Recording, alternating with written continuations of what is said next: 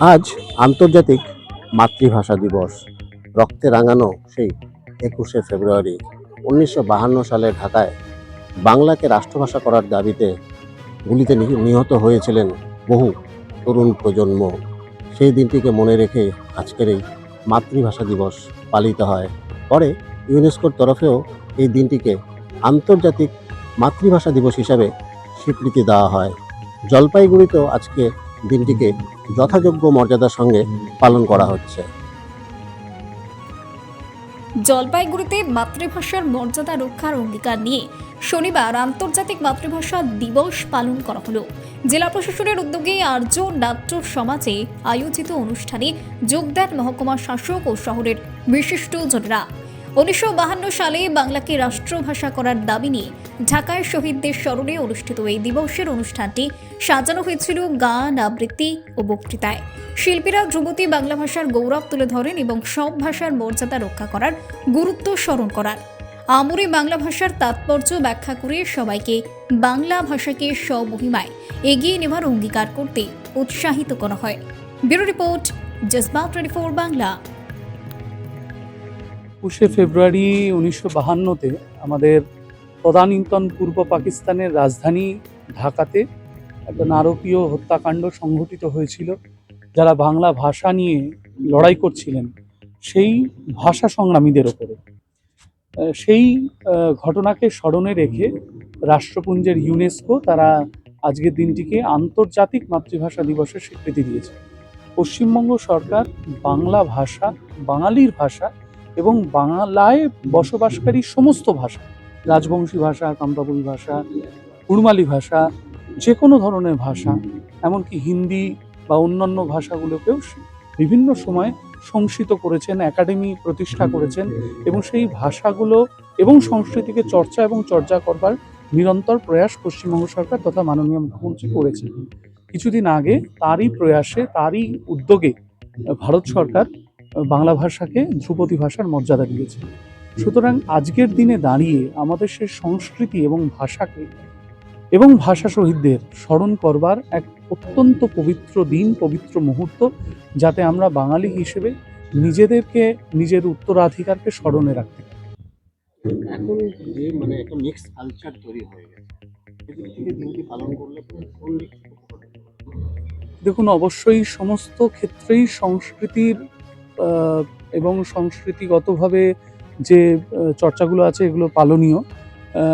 আজকালকার সংস্কৃতি বলে কিছু খারাপ আমি বলবো না, কারণ অনেক ক্ষেত্রে অনেক ভালো ভালো উদ্যোগ হচ্ছে।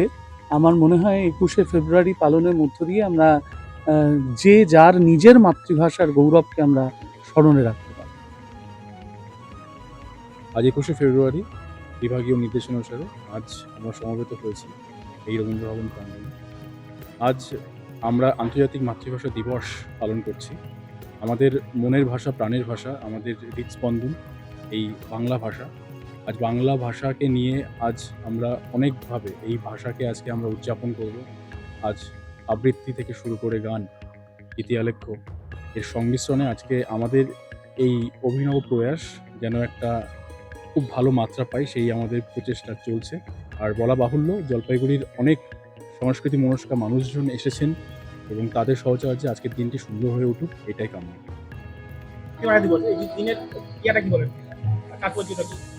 আজকে আমাদের মাতৃভাষা দিবস। সবার প্রথমে ভাষা শহীদদের শ্রদ্ধা জানিয়ে সব ভাষাকে শ্রদ্ধা জানিয়ে বলছি আমরা সবাই যেন আমাদের নিজের ভাষাগুলোকে আরো বেশি করে ভাষা চর্চার মাধ্যমে, সাহিত্য সংস্কৃতির মাধ্যমে তুলে ধরি। প্রত্যেকের ভেতর যেন একটা অক্ষরের সাধনা থাকে। আর আজকের জন্য আমাদের যার ভাষা যেন আরো বেশি করে সমাজকে সুস্থ রাখতে পারে। মুনমুন ভূমির দাম। আজ 21শে ফেব্রুয়ারি বিভাগীয় নির্দেশনা অনুসারে আজ আমরা সমবেত হয়েছি এই রবীন্দ্র ভবন প্রাঙ্গণে। আজ আমরা আন্তর্জাতিক মাতৃভাষা দিবস পালন করছি। আমাদের মনের ভাষা, প্রাণের ভাষা, আমাদের হৃদস্পন্দন এই বাংলা ভাষা।